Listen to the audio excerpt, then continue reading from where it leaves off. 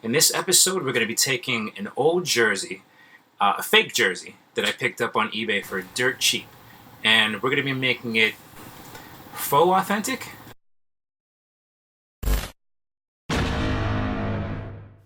The mesh body and shoulders match up well with the time period.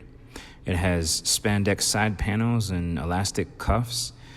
The base jersey itself, not including the poorly recreated patches and cheap materials used to make the letters and the numbers, but the body of the jersey itself is very comparable to what Mitchell and Ness produced today. The bones of this jersey are pretty good.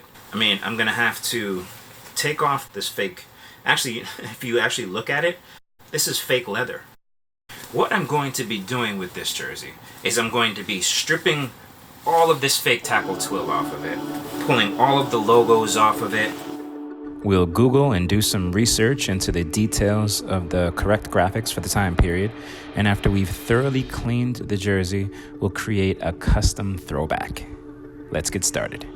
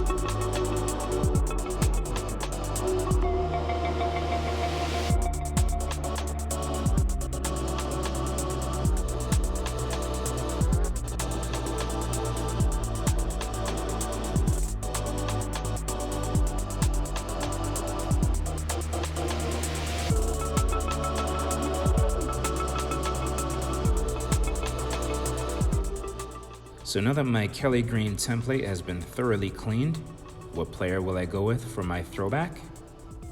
Former Eagles linebacker, Seth Joyner. Joyner was part of that legendary gang green defense. He was 1991's Sports Illustrated Defensive Player of the Year. He recorded 2 touchdowns, 3 interceptions, and 6.5 sacks on his way to All-Pro status and a Pro Bowl. So after scouring the interwebs, I've come across a few pictures of the jersey that we're going to go with. As you can see here, I mean, it's pretty basic lettering, but one thing that stands out to me is this little skewed aspect of the number 9, and it looks like it's only on the 9. So it looks like a pretty simple block lettering with small details. I grabbed a few, and these ones are from 92, but we're gonna model this this uniform after the 91 Eagles uni. Let's take a look at. I did some screenshots from some videos from that 91 team. Again, you can see on the shoulder here, it's a Seth Joyner. There's that little skewed number 9. I grabbed this one because I wanted to figure out where the Russell Athletic patch was going to go. And it looks like it's just above the eagle head between the wings on the shoulder here. Same thing there. This is a shot of Richie Kotite. I actually have this hat. So this hat should go really well with my new throwback jersey. So all of these things just kind of give us reference. Not only is it going to show us what the numbers look like, but also where to place each number and graphic on the template.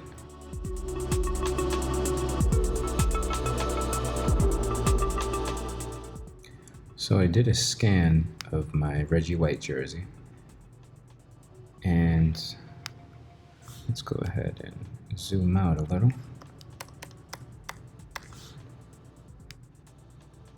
Make it a little smaller so it'll be a little easier to work with, not as big of a file. Okay, and let's go ahead and flip this around. It's not number 6 that we need, it's number 9. So what we're going to do here is we're going to trace it.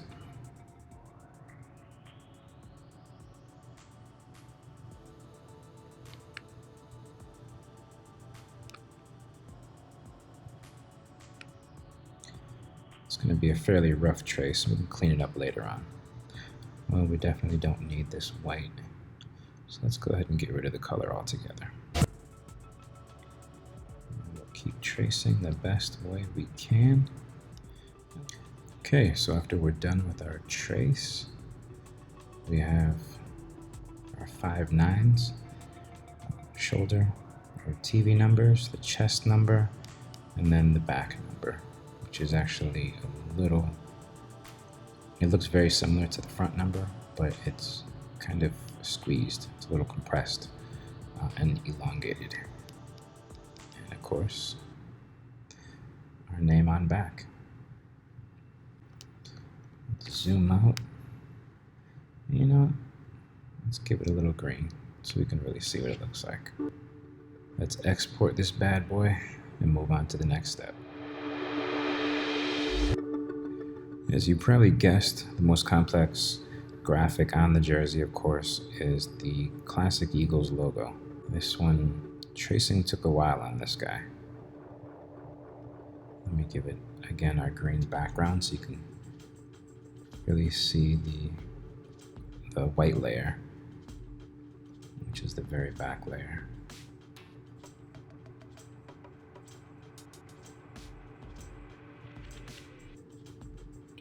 So yeah, the wings and the little, like all these details, like there's all that stuff kind of, you know, it takes a while, but I think it came out really well. If we break down the colors, of course there's the white base, and then once we press all this together, we're going to start with the white, and then of course with the black, and then we'll add probably the yellow, the claws and the beak, and then the little football. So we've got basically 4 different colors going on here.